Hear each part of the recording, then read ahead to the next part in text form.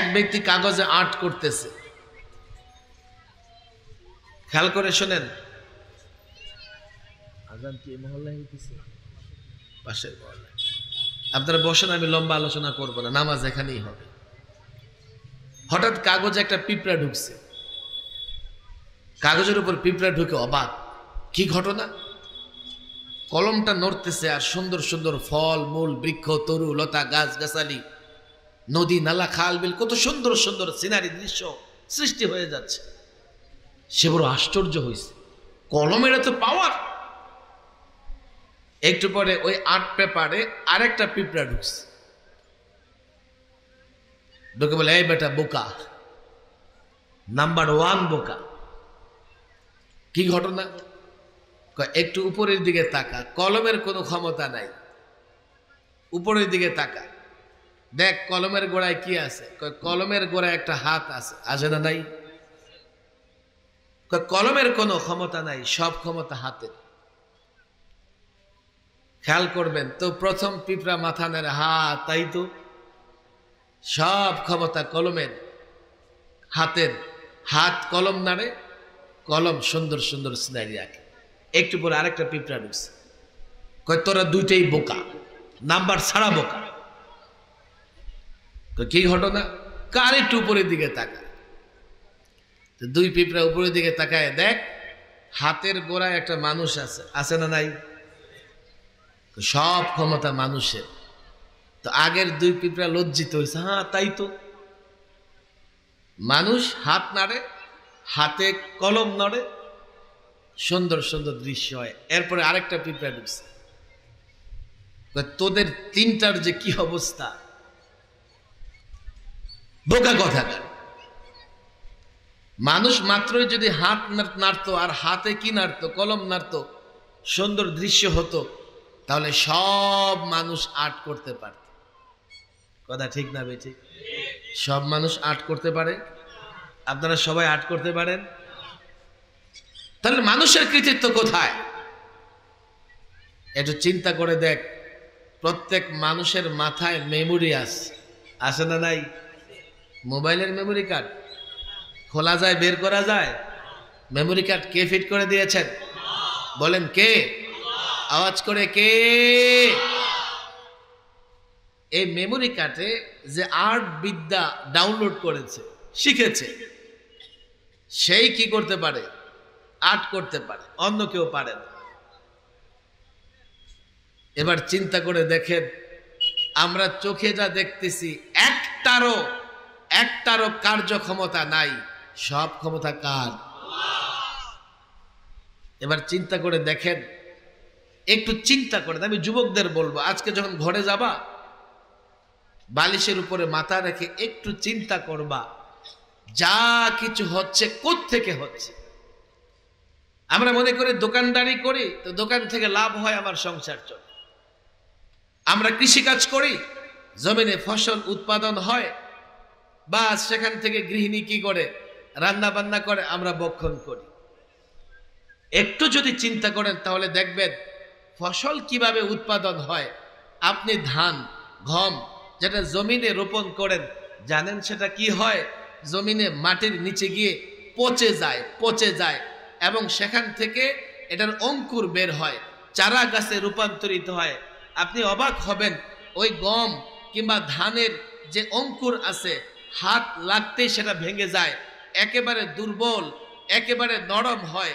কিন্তু মাটির আধ হাত নিচে, 1 হাত নিচে সেই পচা ধান, পচা গম, দুর্বল একটা অঙ্কুরকে কিভাবে মাটির উপর পর্যন্ত নিয়ে আসে।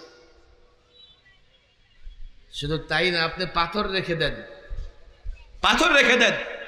দেখবেন পাথরের এদিক থেকে ওদিক থেকে কোনো ক্রমে মাথা বের করে সেটা বৃক্ষে, গাছে রূপান্তরিত হবে। কথা ঠিক না বেঠিক? সবকিছু কে করেন? জবান খুলে বলেন কে? আরো জোরে কে? কোনো সন্দেহ আছে? রিজিকের ব্যবস্থা কে করেন? আরো জোরে বলেন কে করেন? আমি যদি দিনই কাজ নিয়ে ব্যস্ত থাকি তা আমার রিজিকের ব্যবস্থা আল্লাহ করবে না? আমি ব্যবসা বাণিজ্যে ব্যস্ত থাকলে আল্লাহ না চাইলে সেখানেও লাভবান হব না, আমি ক্ষতিগ্রস্ত হব। ব্যবসা করে অনেকে দেউলিয়া হয়ে যায় না? হয় কি হয় না?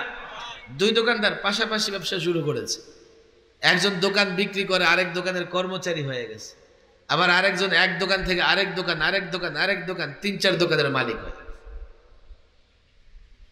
সরাসরি আল্লাহ তোমার হাতে নোট দিবে না, তবে আল্লাহর ওয়াদা, আল্লাহর নির্দেশ যদি মানো, আল্লাহ দুনিয়াতেও কল্যাণ দেবে, আখিরাতেও কল্যাণ দেবে। কথা ঠিক না বেটি? এই কথাগুলোতে অবশ্য অনেক আলেম ওলামারাও হয়তো একমত হবে না। আমরা যত দিনই কাজ করি তো মানুষকে শুধু বাকি আশ্বাস দেই, কাজ করো এখন, বলে পাও না মৃত্যুর পরে।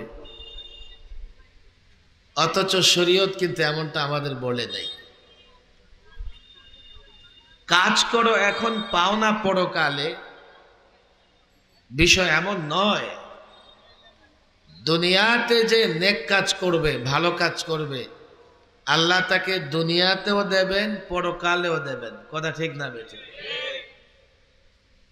আমাদের এই যুবকরা দিনই কাজে সম্পৃক্ত হতে চায় না, কারণ এখানে নগদ কিছুই দেখে না। প্রচলিত কাজ করলে হ্যান্ড টু হ্যান্ড, হাত বাই হাত নগদ নোট চলে আসে, কিন্তু দিনই কাজে সে নগদ কিছু দেখে না, মনে করে সব মনে হয় বাকি। কোনদিন সেটা শরীয়তের মৌলিক কথা নয়। যে দিনই কাজ করবে, দিনের জন্য কাজ করবে, আল্লাহ তাকে দুনিয়াতেও দেবেন, তবে চূড়ান্ত ফলাফল, প্রকৃত ফলাফল, স্থায়ী ফলাফল সে আখিরাতে ভোগ করবে। আলেমরা আছেন, ছাত্ররা আছেন।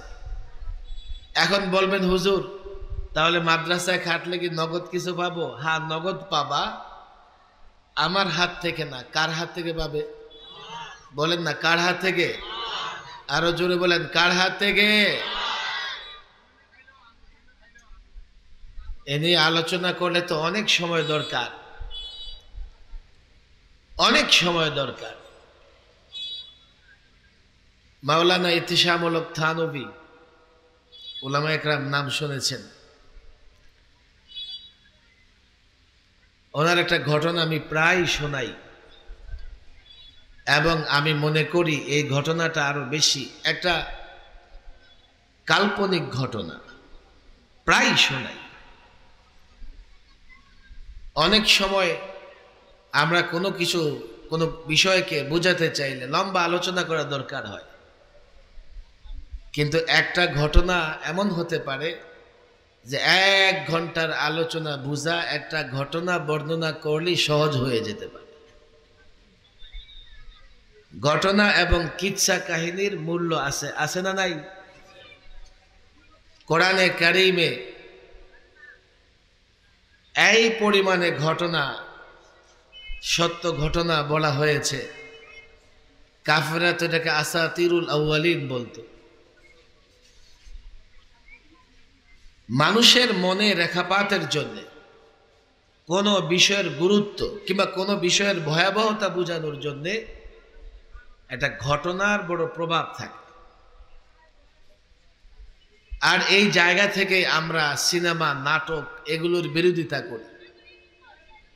যখন নাটক, সিনেমার মাধ্যমে কোনো ঘটনা কোনো মানুষ দেখে, ওই ঘটনার প্রভাব তার মাথায় পড়ে, আমাদের সমাজ দিন দিন বেহায়া হয়ে যাচ্ছে। কারণ কি? নারী পুরুষ একসঙ্গে বসে অবৈধ প্রেম ভালোবাসার নাটক সিনেমা দেখতেছে, আর সেটা দেখে দেখে বাস্তব জীবনে অবৈধ প্রেম ভালোবাসা করার চেষ্টা করতেছে। কথা ঠিক না বেটি? ঘটনার বড় প্রভাব আছে। আমি গতকালই তো সূরা ইউসুফের প্রথম রুকু নিয়ে গাজীপুরে আলোচনা করতেছিলাম। তাফসীরুল কোরআন মাহফিল, আমাকে বলা হলো যে হুজুর, সূরা ইউসুফের প্রথম রুকু থেকে আপনি আলোচনা করবেন। সূরা ইউসুফ আমাদের ছাত্ররা পড়ে, ছাত্ররা একরাম পড়ান। বাংলাদেশে যেখানেই তাফসীরুল কোরআন মাহফিল হয়, ঘন্টার পর ঘন্টা সূরা ইউসুফ নিয়ে আলোচনা হয়। তবে আমি এই সূরার আলোচনায় যে বিষয়টি তুলে ধরবার চেষ্টা করি সেটা হচ্ছে আহসানুল কসস, উত্তম কিচ্ছা, উত্তম ঘটনা। কোরআনে কারিমে কোনো ঘটনা আদুপান্ত বর্ণনা করা হয় নাই, একমাত্র হযরত ইউসুফ আলাইহিস সালামের ঘটনা একেবারে টানা সূরাতে আলোচনা করা হয়েছে। আবার মজার ব্যাপার হলো এই ঘটনা অন্য সূরাতে আলোচনা করা হয় নাই। হাজারো জেনারেল শিক্ষায় শিক্ষিত মানুষ সেখানে ছিল। আমরা আজকাল চিন্তাই করি না যে নাটক সিনেমা বাচ্চাদের মনে প্রভাব ফেলতে পারে। আপনারা হয়তো জানেন না, এই যুবকরা হয়তো জানে না, বাংলাদেশে ইউসুফ জুলেখার অমর প্রেম কাহিনী নামে সিনেমা বের হয়েছে। আরে কথা ঠিক না বে ঠিক? আমরা জানি তো। আমি যুবকদের বড় মায়া করে বসাইছি। আমি যদি ছোট্ট একটা বিষয় বুঝাই দিতে পারি আমি সফল। আমার ছাত্ররাও আছে, ছাত্ররা আমার এই চিন্তার ধারক এবং বাহক হবে। সমাজ যে নষ্ট হয়ে যাচ্ছে, মসজিদের মিম্বর থেকে সপ্তাহে 1 ঘন্টা তুমি ওয়াজ করতেছো, আর 24 ঘন্টা বাসায় টেলিভিশনের সামনে বসে বসে নাটক সিনেমা দেখে প্রজন্মের মাথা শেষ হয়ে যাচ্ছে। আবার দোয়া তো আমাদের কাছে চাইতে আসে, হুজুর ছেলেটার জন্য দোয়া করেন, মেয়েটার জন্য দোয়া করেন। আরে তুমি তো তোমার ছেলে মেয়ে নষ্ট করে ফেলছো। ঘটনার প্রভাব আছে, প্রভাব আছে বলেই পৃথিবীর পশ্চিমা শক্তি, ভারত সহ নানা দেশ আজকাল জঙ্গিবাদের বিরুদ্ধে, সন্ত্রাসবাদের বিরুদ্ধে অনেক সিনেমা নাটক তারা তৈরি করেছে। আর সেই নাটকের মূল চরিত্র, খলনায়কের চরিত্রে একজন টুপি দাড়িওয়ালা রেখে দিয়েছে, যাতে সমাজের চোখে, যুবকদের কাছে, মুসলমানদের কাছে টুপি দাড়িওয়ালাকে হ্যায় প্রতিপন্ন করতে পারে। ঢাকায় একটা আন্তর্জাতিক বাণিজ্য মেলা হয়। 2005 সালে জেএমবি নামের একটি জঙ্গি সংগঠন বাংলাদেশের 500 জায়গায় বোমা ফুটালো। টেলিভিশন, মিডিয়া, বক্তব্য, বক্তৃতায় সবাই এটার বিরোধিতা করেছে। আমি যখন আন্তর্জাতিক বাণিজ্য মেলায় গেলাম তখন দেখতেছি একজন বাচ্চা 4 থেকে 5 বছর বয়স হবে, আরেক টুপিওয়ালাকে দেখায় বলতেছে তার গার্জিয়ানকে যে উনি মনে হয় বোমাটা মারছে।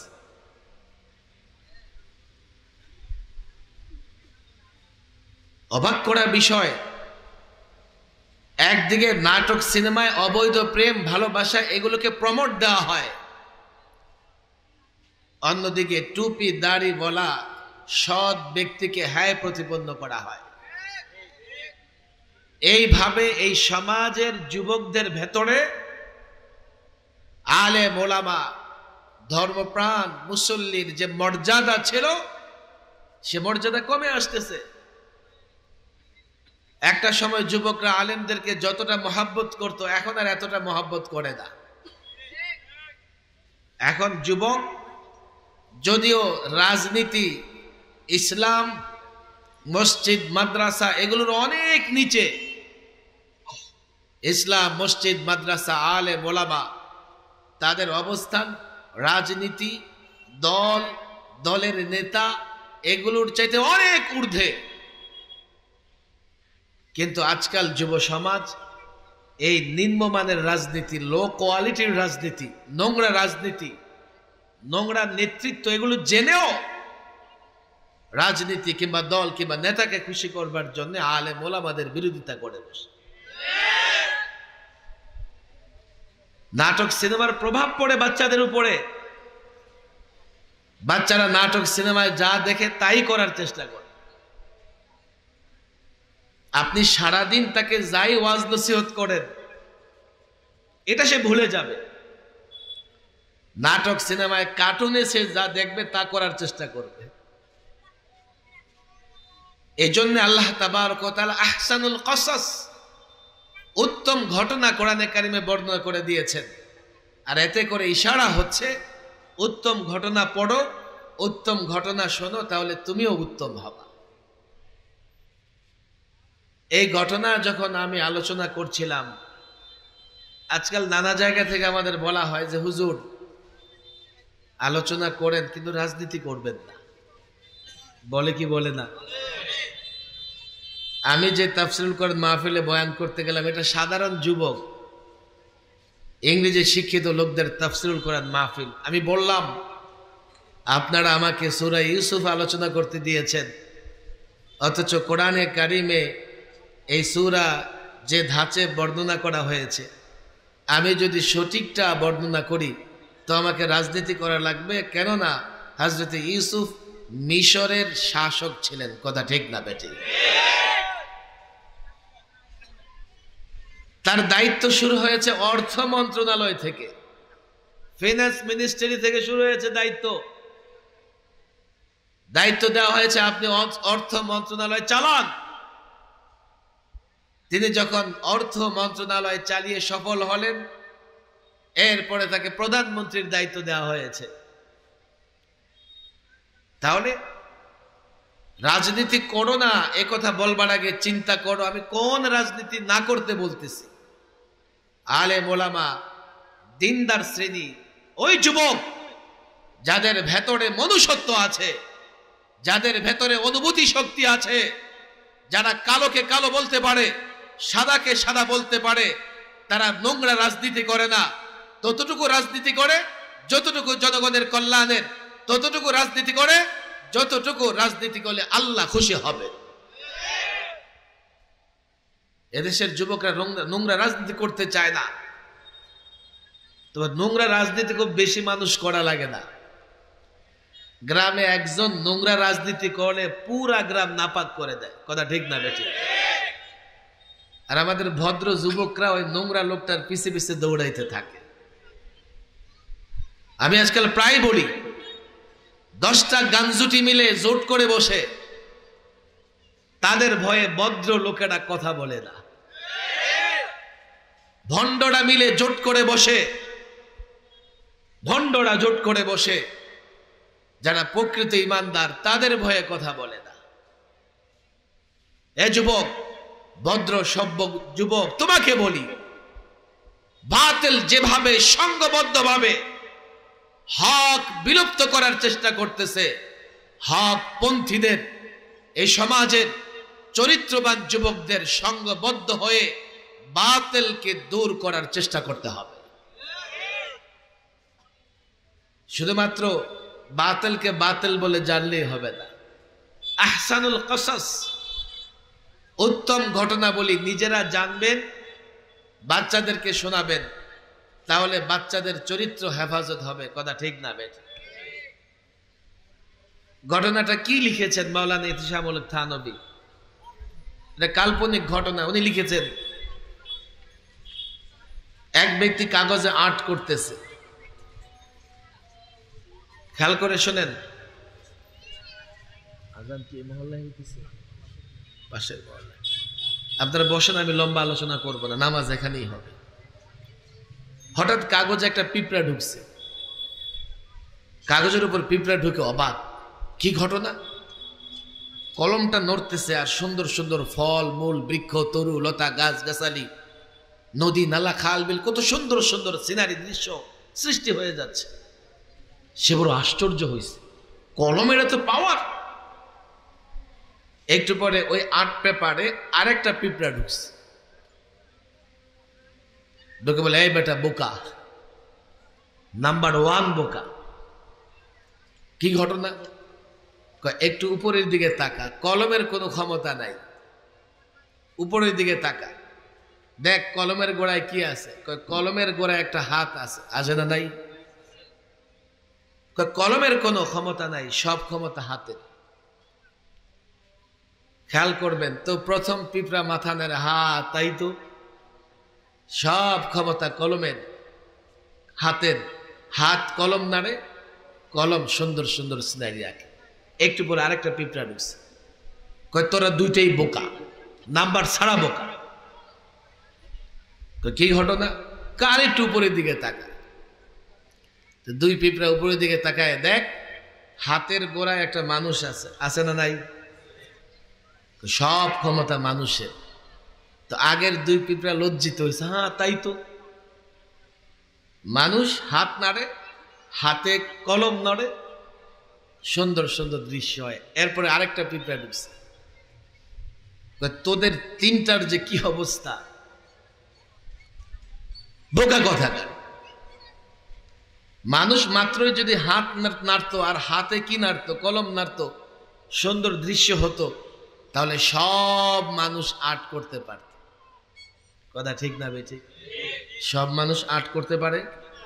আপনারা সবাই আর্ট করতে পারেন? তাহলে মানুষের কৃতিত্ব কোথায়? একটু চিন্তা করে দেখ, প্রত্যেক মানুষের মাথায় মেমোরি আছে না নাই? মোবাইলের মেমোরি কার্ড খোলা যায়, বের করা যায়। মেমোরি কার্ড কে ফিট করে দিয়েছেন? বলেন কে? আওয়াজ করে কে? এই মেমোরি কার্ডে যে আর্ট বিদ্যা ডাউনলোড করেছে, শিখেছে, সেই কি করতে পারে? আর্ট করতে পারে, অন্য কেউ পারে না। এবার চিন্তা করে দেখেন, আমরা চোখে যা দেখতেছি একটারও কার্যক্ষমতা নাই, সব ক্ষমতা কার? এবার চিন্তা করে দেখেন, একটু চিন্তা করেন। আমি যুবকদের বলবো, আজকে যখন ঘরে যাবা, বালিশের উপরে মাথা রেখে একটু চিন্তা করবা, যা কিছু হচ্ছে কোত্থেকে হচ্ছে। আমরা মনে করি দোকানদারি করি তো দোকান থেকে লাভ হয়, আমার সংসার চলে। আমরা কৃষিকাজ করি, জমিনে ফসল উৎপাদন হয়, বা সেখান থেকে গৃহিণী কি করে? রান্না বান্না করে, আমরা ভক্ষণ করি। একটু যদি চিন্তা করেন তাহলে দেখবেন ফসল কিভাবে উৎপাদন হয়।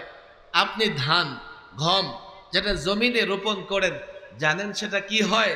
জমিনে মাটির নিচে গিয়ে পচে যায় এবং সেখান থেকে এটার অঙ্কুর বের হয়, চারা গাছে রূপান্তরিত হয়। আপনি অবাক হবেন, ওই গম কিংবা ধানের যে অঙ্কুর আছে, হাত লাগতেই সেটা ভেঙে যায়, একেবারে দুর্বল, একেবারে নরম হয়।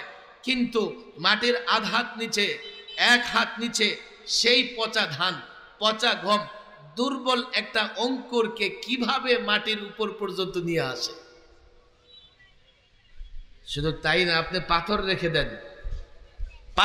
দেন, দেখবেন পাথরের এদিক থেকে ওদিক থেকে কোনো ক্রমে মাথা বের করে সেটা বৃক্ষে, গাছে রূপান্তরিত হবে। কথা ঠিক না বেঠিক? সবকিছু কে করেন? জবান খুলে বলেন কে? আরো জোরে কে? কোনো সন্দেহ আছে? রিজিকের ব্যবস্থা কে করেন? আরো জোরে বলেন কে করেন? আমি যদি দিনই কাজ নিয়ে ব্যস্ত থাকি তা আমার রিজিকের ব্যবস্থা আল্লাহ করবে না? আমি ব্যবসা বাণিজ্যে ব্যস্ত থাকলে, আল্লাহ না চাইলে সেখানেও লাভবান হব না, আমি ক্ষতিগ্রস্ত হব। ব্যবসা করে অনেকে দেউলিয়া হয়ে যায় না? হয় কি হয় না? দুই দোকানদার পাশাপাশি ব্যবসা শুরু করেছে, একজন দোকান বিক্রি করে আরেক দোকানের কর্মচারী হয়ে গেছে, আবার আরেকজন এক দোকান থেকে আরেক দোকান 3-4 দোকানের মালিক হয়। সরাসরি আল্লাহ তোমার হাতে নোট দিবে না, তবে আল্লাহর ওয়াদা, আল্লাহর নির্দেশ যদি মানো, আল্লাহ দুনিয়াতেও কল্যাণ দেবে, আখিরাতেও কল্যাণ দেবে। কথা ঠিক না বেঠিক? আমাদের আল্লাহ তো দোয়াই শিখাই দিয়েছেন এমন, রব্বানা আতিনা ফিদ দুনিয়া হাসানা ওয়া ফিল আখিরাতি হাসানা ওয়া কিনা আযাবান নার। এই দোয়া করেন তো? আর এই দোয়াটা পড়েন তো আপনারা? রাসূল করিম সাল্লাল্লাহু আলাইহি সাল্লাম যখনই দোয়ায় হাত উঠাতেন এটা পড়তেন, আল্লাহ দুনিয়া আখিরাতের কল্যাণ দাও। মাদ্রাসা মসজিদের দিকে ব্যবসায়ী ঝুঁকতে চায় না, মনে করে ব্যবসায় ক্ষতিগ্রস্ত হবে। আল্লাহর কসম করে বলি, নিয়ত বিশুদ্ধ করে মাদ্রাসায় ঝুঁকো, ব্যবসায় তো ক্ষতিগ্রস্ত হবেই না, ব্যবসা লাভবান হবা এবং লাভবান হলে যা উদ্দেশ্য শান্তি, সেই শান্তিও তুমি লাভ করতে সক্ষম হবা। অনেকে বাহ্যিকভাবে দুনিয়া কামায়, দুনিয়া তাকে শান্তি দেয় না। বাহ্যিকভাবে দুনিয়া কামায়, তোমার পকেটে টাকার ভান্ডেল নোট, তুমি তো আর টাকা চিবিয়ে খেতে পারবে না। এই টাকা দিয়ে না তোমার তৃষ্ণা মিটবে, না এই টাকা খেয়ে পেট ভরবে। হ্যাঁ, এই টাকার মাধ্যমে যা তুমি ক্রয় করবে সেটা তোমার শান্তি নিয়ে আসবে। শান্তি আল্লাহর হাতে।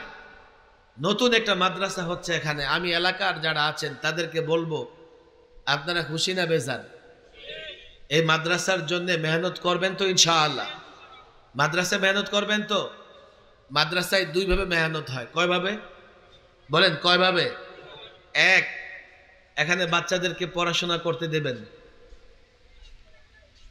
দুই, যদি মাদ্রাসার কোনো প্রয়োজন হয়, আমি বলি না যে জায়গা জমি বাড়ি বিক্রি করে মাদ্রাসায় দান করেন, 5 টাকা হোক 10 টাকা হোক, সাধ্য মতো মাদ্রাসায় অনুদান দিবেন। দিবে তো ইনশাআল্লাহ? আমি জানি না এই মাদ্রাসা কেমনে চলবে। মোতায়েম সাহেব আছেন তো? আমি মোতায়েম সাহেবকে বলবো, আমার যে তাজরিবা অভিজ্ঞতা, হ্যাঁ বসেন, আমার দিকে খেয়াল করবেন আপনারা। বাংলাদেশে এখন একটা নুরানি শিক্ষা কার্যক্রম চলছে, জানি তো আমরা। এটা কারা, কোন দেশের লোক শুরু করেছে জানেন না আপনারা? চাঁদপুর বলেন আর নোয়াখালী লক্ষ্মীপুর এক জায়গায় তো। মাওলানা কারি বেলায়েত সাহেব, খেয়াল করেন, ইতিহাস ভুলবেন না। এই কাজের চিন্তা যিনি করেছেন তিনি হচ্ছেন শামসুল হক ফরিদপুর রহিমাহুল্লাহ। এই কাজ আঞ্জাম দেওয়ার প্রথম যে দায়িত্ব কাঁধে তুলে নিয়েছেন হাফিজি হুজুর রহিমাহুল্লাহ। কি রে ভাই, পড়াশোনা করা যাবে না? আর মাঠে ময়দানে এই নুরানি শিক্ষাকে নিয়ে যিনি মেহনত করেছেন কারি বেলায়েত সাহেব। আমি যারা জেনারেল শিক্ষায় শিক্ষিত তাদেরকে বলি, শোনেন, 3 বছর নুরানি পড়াবেন, স্কুলে 5 বছরের সমান সে পড়ে ফেলবে। মোতায়েম সাহেব আছেন, এই এলাকার মানুষকে চ্যালেঞ্জ গ্রহণ করবেন। চ্যালেঞ্জ 3 বছরের জন্য বাচ্চা দাও, আমরা 5 বছরেরটা পড়ায় দেব। কথা ঠিক না বেঠিক? ভাই, এরপরে আপনার ছেলে ডাক্তার হোক, ইঞ্জিনিয়ার হোক, ডাক্তার দরকার আছে না নাই? আরে বলেন, আছে না নাই? ইঞ্জিনিয়ার দরকার আছে না নাই? আলেমও দরকার আছে। আরে আছে না নাই? দরকার থাকলেও সবাই চাইলেই সন্তানকে আলেম বানাতে পারে না। আমি প্রায় বলি, আমার সঙ্গে আমার গ্রাম থেকে 11 জন গেছে একসঙ্গে মাদ্রাসায়, দাওরা পর্যন্ত শেষ করার তৌফিক আল্লাহ আমার একারই দিছে, বাকিগুলো শেষ। একটার অবস্থা তো এমন, এখন আমার মনে পড়ে, শুধু মাদ্রাসা পালায় তো হুজুর ওর পায়ে শিকল লাগায়া শিকলের সঙ্গে গাছের একটা গুড়ি আটকায় দিছে। 2 জনে মিলে এটা টানা যায় না। একদিন কি করছে, ওই গাছের গুড়ি মাথায় লিয়ে পলায় গেছে। চাইলে সন্তানকে আলেম বানাতে পারবেন না।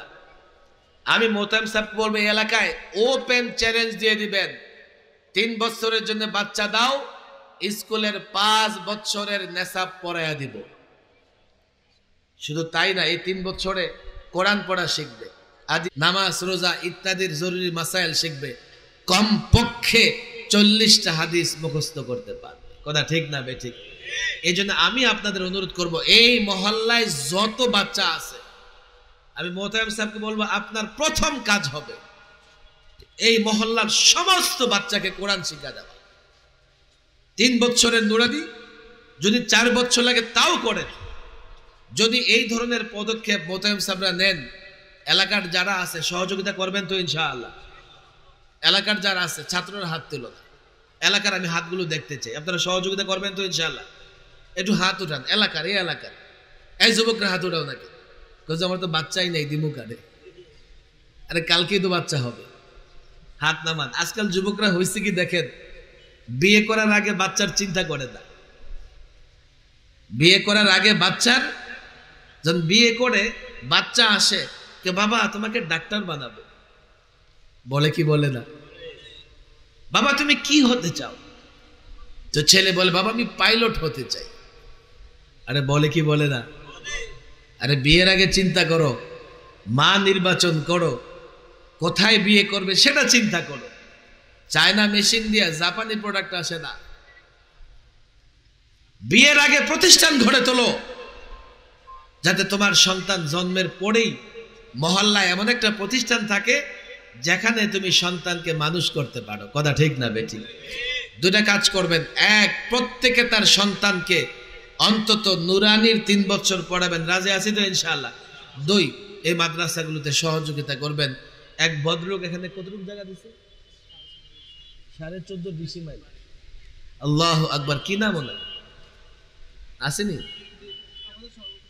সভাপতি সাহেব? মাশাআল্লাহ, বোরহান সাহেব। নাম কি? বোরহান, বোরহান উদ্দিন সাহেব। আল্লাহু আকবার বলেন। আরে বলেন আল্লাহু আকবার। মাশাআল্লাহ। বসেন। দেখেন আমি মাদ্রাসা করার জন্য কত জায়গা খুঁজতেছি, পাই না। গ্রামে আল্লাহ তাবারক ওয়া তাআলা এক জায়গার ব্যবস্থা করে দিয়েছে। এটা আসলে উনি দেয় নাই, আল্লাহ ওনাকে দিয়া ওনার জায়গাটা কিয়ামত পর্যন্ত দ্বীনি কাজের জন্য বরাদ্দ করে দিয়েছে। এবার প্রতিযোগিতা করেন ওনার সঙ্গে, পারবেন না। কিয়ামত পর্যন্ত মাদ্রাসা থাকবে আর এখান থেকে ওনার সওয়াব ওনার আমল নামায় জমা হতে থাকবে। আরেকজন দিবে। আল্লাহু আকবার। আমাদের উনি কোথায় আছে? তো কি নাম ওনার? বোরহান সাহেব। আপনার নাম কি? মুজিবুর রহমান। নামগুলো কত সুন্দর দেখছেন। মুজিবুর রহমান। বলেন বলেন মুজিবুর। আরেকজন নাম বোরহান উদ্দিন। মুজিবুর রহমান মানে রহমানের ডাকে সারা দানকারী। আল্লাহু আকবার বলেন।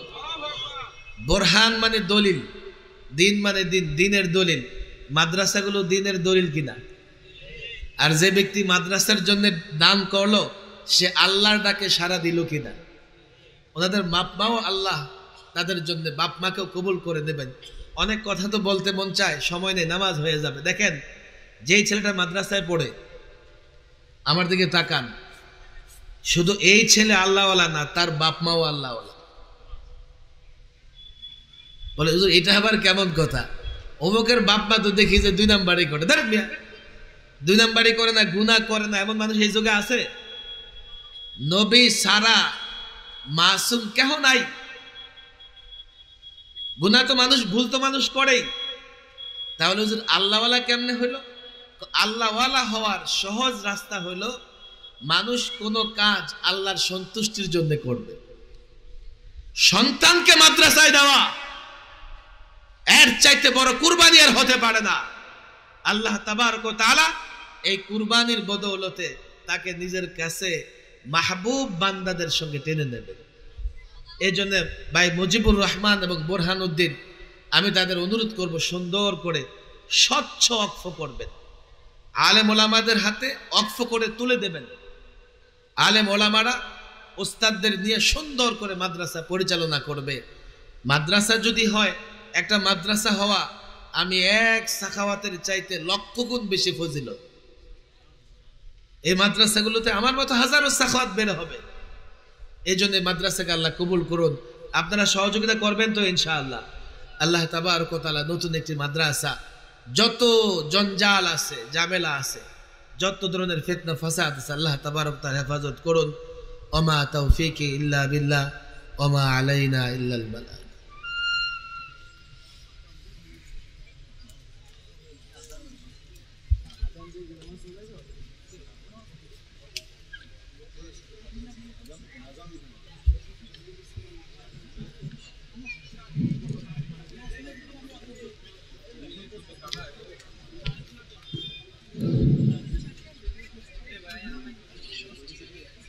আলহামদুলিল্লাহ, অত্যন্ত গুরুত্বপূর্ণ আলোচনা পেশ করে